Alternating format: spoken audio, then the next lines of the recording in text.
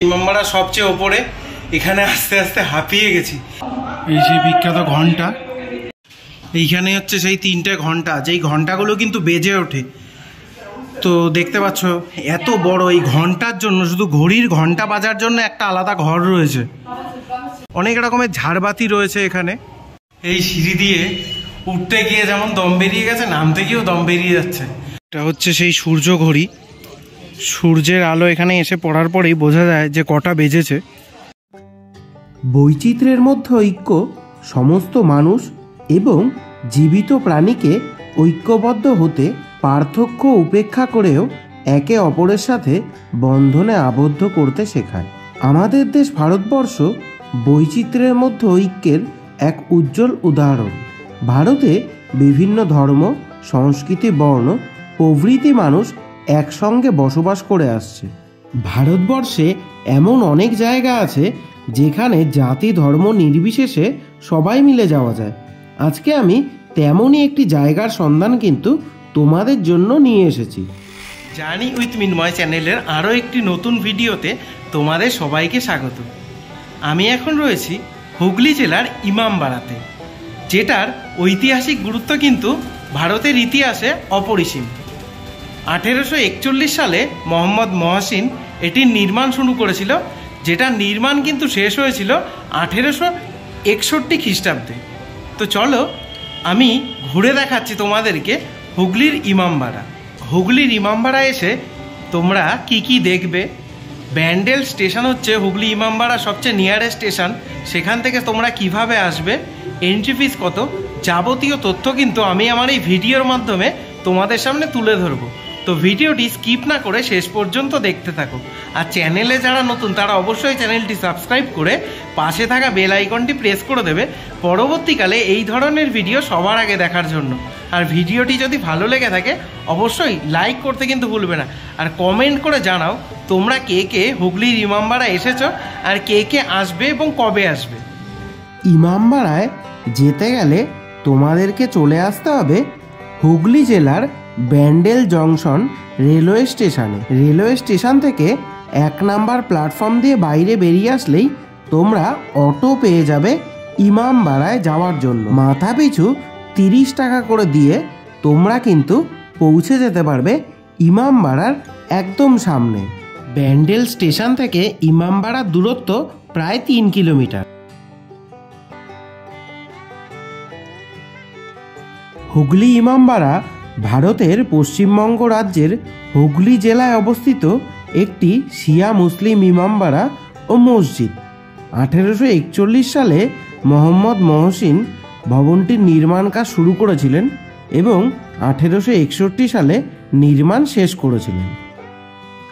হুগলি ইমামবাড়ায় ভেতরে প্রবেশ করতে গেলে মাথা পিছু 10 টাকা করে টিকিট কাটতে হবে। আর মেন গেট দিয়ে প্রবেশ করেই এরকম ডান দিকে একজন টেবিল নিয়ে বসে রয়েছে, এনার কাছেই কিন্তু তোমরা টিকিট পেয়ে যাবে।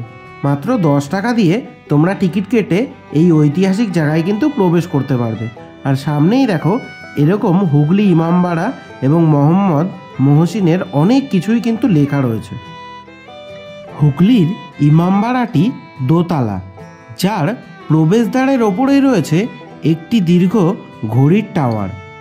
মসজিদে দেওয়ালে খোদাই করা কোরআনের জটিল নকশা ও পাঠ্য রয়েছে।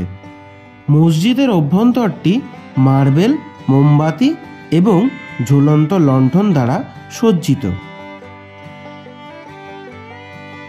হুগলি ইমামবাড়া বিখ্যাত তার ঘড়ির জন্য। এটি মূল প্রবেশপথের দ্বারে নির্মিত 2টি টাওয়ারের মাঝখানে অবস্থিত। প্রায় 150 ফুট উচ্চতার প্রতিটি টাওয়ারের শীর্ষে পৌঁছতে 152টি সিঁড়ি পড়ে। ঘড়ির 2টি কাঁটা রয়েছে, যার সাথে 3টি ঘন্টা আছে, যাদের ওজন যথাক্রমে 80 মণ, 40 মণ ও 30 মণ। ছোট ঘন্টাটি 15 মিনিট অন্তর ব্যবধানে বাজে, আর বড় ঘন্টাটি 1 ঘন্টা বোঝাতে বাজে। আচ্ছা, এইদিকে যে ওই বিখ্যাত ঘড়িটা আছে তার ঘন্টাগুলো রয়েছে। তো এদিক দিয়ে পুরুষদের প্রবেশের জন্য আমি এদিক দিয়ে এন্ট্রি নিচ্ছি। এখান থেকে অনেক সিঁড়ি পার হয়ে কিন্তু ওপরে যেতে হবে। দেখতে পাচ্ছ ঘরটা পুরো অন্ধকার। 152টা সিঁড়ি পার হয়ে যেতে হবে তোমার এই ইমামবাড়ার টাওয়ারে যেতে গেলে। আর মাঝখানে কিন্তু সেই ঘন্টাগুলো পড়বে, সেই ঘড়ির ঘন্টা, যেগুলো কিন্তু 1852 সালে লন্ডন থেকে আনা হয়েছিল। এনেছিলেন হচ্ছে সৈয়দ কেরামত আলী।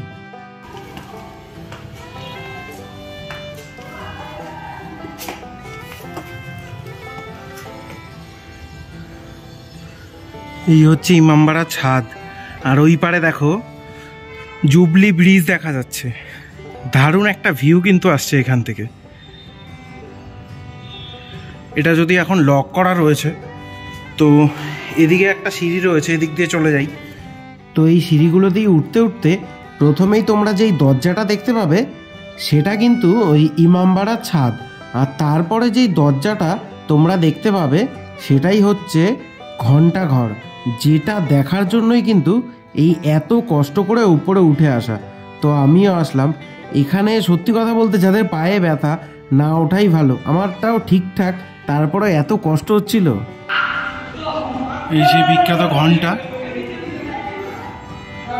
3টে ঘন্টা রয়েছে। এটা হচ্ছে ইমামবাড়ার সবচেয়ে উঁচু জায়গা থেকে। তো এই ওপর থেকে পুরো ইমামবাড়াটাকে দেখো, দেখতে কত সুন্দর লাগছে। আর পাশেই কিন্তু রয়েছে হুগলি নদী বা গঙ্গা নদী। এটা হচ্ছে ইমামবাড়ার সবচেয়ে ওপরে। এখানে আস্তে আস্তে হাঁপিয়ে গেছি, এতটাই উঁচু। আর এত সিঁড়ি পার হয়ে কিন্তু এখানে আসতে হয়। দেওয়ালগুলো দেখো নোংরা হয়ে রয়েছে, চারিদিকে এর নাম ওর নাম লিখে ভর্তি করা। আর এখান থেকে এই যে এই দিক দিয়ে দেখতে পাচ্ছ, এই দিক দিয়ে পুরো মানে গঙ্গা এবং ইমামবাড়া পুরোটাই দেখা যাচ্ছে এই এলাকাটা। তো দারুণ একটা ভিউ কিন্তু ইমামবাড়ার ওপর থেকে দেখা যায়। মানে এত কষ্ট করে ওপরে আসার কষ্টটা কিন্তু সার্থক হয় এই ভিউগুলো দেখলে। তো তোমাদের সাথে আমি এই ভিউগুলো শেয়ার করছি। তো এই দেখো জানলা দিয়ে ভিউটা কেমন লাগছে। ওই পারেই রয়েছে হুগলি নদী বা গঙ্গা, আর তার পাশেই এই ইমামবাড়া, যেখান থেকে এই ছাদটা থেকে কিন্তু বা এই জানলাটা দিয়ে কিন্তু পুরো ইমামবাড়াটা এই দিক দিয়ে দেখা যাচ্ছে। এক একটা জানলা দিয়ে এক এক রকম দেখা যাচ্ছে। তো এর পাশেই রয়েছে আরও এরকম অনেকগুলো জানলা, কোনোটাতেই কিন্তু কাচ দেওয়া নেই। তো এখান থেকে দেখো, এখান থেকে আরেক রকম ভিউ আসছে, এই পাশ থেকে আরেকটা। এখান থেকে জুবলি ব্রিজটাও কিন্তু দেখা যাচ্ছে। এই দেখো, তো এরকম পুরোটাই কিন্তু রয়েছে, দেখতে পাচ্ছ। আর এইদিকে সেই বিখ্যাত সিঁড়ি, এই সিঁড়ি দিয়ে উঠতে গিয়ে যেমন দম বেরিয়ে গেছে, নামতে গিয়েও দম বেরিয়ে যাচ্ছে। এত সিঁড়ি, পুরো হাঁটু ব্যথা করছে। আর পরিশ্রম হচ্ছে, কারণ এখানে তোমার অনেক সিঁড়ি রয়েছে, তো দম বেরিয়ে যাচ্ছে পুরো। এই বিল্ডিংগুলো বা বিল্ডিংয়ের সাথে যা কিছু আছে সবই কিন্তু অনেক পুরনো। হ্যাঁ, তো সমস্ত কিছু, এই ঝাড়বাতিগুলো যেগুলো আছে এগুলোও পুরনো। মানে ইদানিং শুধু ওই সিসি ক্যামেরা আর কিছু এলইডি লাইট লাগানো রয়েছে, আর বাদ বাকি যা আছে সবই কিন্তু ওই যখন তৈরি হয়েছিল তখন থেকেই। আর এখানে কিন্তু নামাজও পড়া হয়। তো দেখতে পাচ্ছ অনেকটাই বড়। এই জায়গাগুলো পরিষ্কার পরিচ্ছন্ন। আর ভাই এত সিঁড়ি করেছে, তখন তো লিফটের ব্যবস্থা ছিল না, তো কি আর করা যাবে, হেঁটে হেঁটেই উঠতো। ওর জন্য ওদের শরীর টরীর ভালো থাকতো। অনেকে বলে না যে আগেকার দিনের মানুষের শরীর এত ভালো থাকতো কি করে। আরে ভাই, ওরা এত হাঁটাহাঁটি করতো, পরিষ্কার পরিচ্ছন্ন খাবার দাবার খেত, আমাদের মতন না ভেজাল খেত, না লিফটে না এক্সেলেটারে ওঠাউঠি করতো, তো শরীর তো ভালো থাকবেই। তো চলো এই দিকটা একটু ঘুরে দেখি। আচ্ছা, এখানে যেতে গেলে কিন্তু জুতো তোমার খুলে যেতে হয়, তো আমরা আমাদের জুতোটা খুলেই যাচ্ছি। দেখো এখানে কিন্তু এরকম ছোট, এগুলোকে কি বলে জানি না, মসজিদ টাইপের, সেগুলো কিন্তু করা রয়েছে।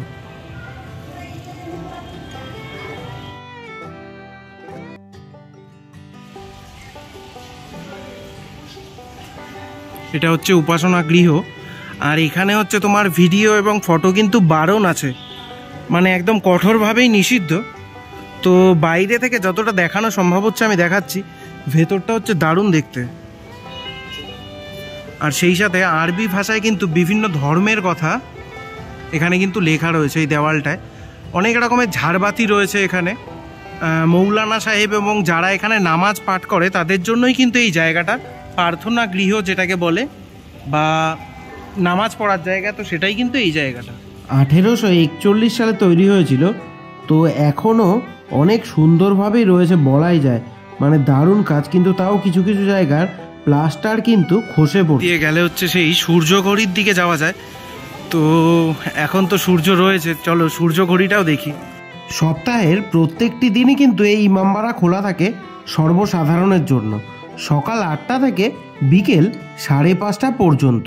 হুগলি ইমামবাড়ার আশেপাশে কোনো বড় রেস্টুরেন্ট কিন্তু নেই, তাই তোমরা যখন আসবে হয় খেয়ে আসবে অথবা খাবার কিন্তু সঙ্গে করে নিয়ে আসবে। শীতকালে এখানে অনেকেই কিন্তু পিকনিক করতে আসে। পাশেই কিন্তু রয়েছে প্যান্ডেল চার্চ, তাহলে এবারের শীতে এসেই পড়তে পারো পরিবার নিয়ে একটি দারুণ জায়গা, যেটার সন্ধান কিন্তু আমি তোমাদেরকে দিয়ে দিলাম। ভিডিও ডেসক্রিপশানে কিন্তু আরও অনেক এরকম দারুণ দারুণ জায়গার ভিডিও রয়েছে, তোমরা চাইলে দেখে আসতে পারো। এটা হচ্ছে সেই সূর্যঘড়ি। সূর্যের আলো এখানে এসে পড়ার পরেই বোঝা যায় যে কটা বেজেছে। তো যদিও এখন এগুলো কাজে লাগে না, কিন্তু একটা সময় যখন বিজ্ঞান এত উন্নত ছিল না, তো সেই সময় কিন্তু মানুষের ভরসা ছিল এগুলোই। তো ইমামবাড়ায় আসলে তোমরা কিন্তু এই সূর্যঘড়িও দেখতে পাবে। সূর্যঘড়িটা দেখে এই দিক দিয়ে আসলেই অনেক দোকান টোকান পাওয়া যায়। তো আর এই দিকেই কিন্তু রয়েছে অনেক মানুষ আসছে, এই যে এই পাশে গঙ্গা। এই দেখো ইমামবাড়ার পেছন সাইডটা দিয়ে এই মসজিদের গায়ে যদি তোমরা দেখো বা ইমামবাড়ার গায়ে, তাহলে কিন্তু অনেক লেখা রয়েছে। আরবিতেও লেখা রয়েছে কিছু, আবার কিছু ইংলিশেও লেখা রয়েছে একদম পেছনের সাইডটায়। এ দেখো এখানে অনেকে ফটোশ্যুটের জন্য কিন্তু আসে, কারণ এই যে ডেকোরেশনগুলো এগুলো কিন্তু দারুণ লাগে। তো শীতকালে কিন্তু বেশি পর্যটক এখানে আসে দেখতে ইমামবাড়া।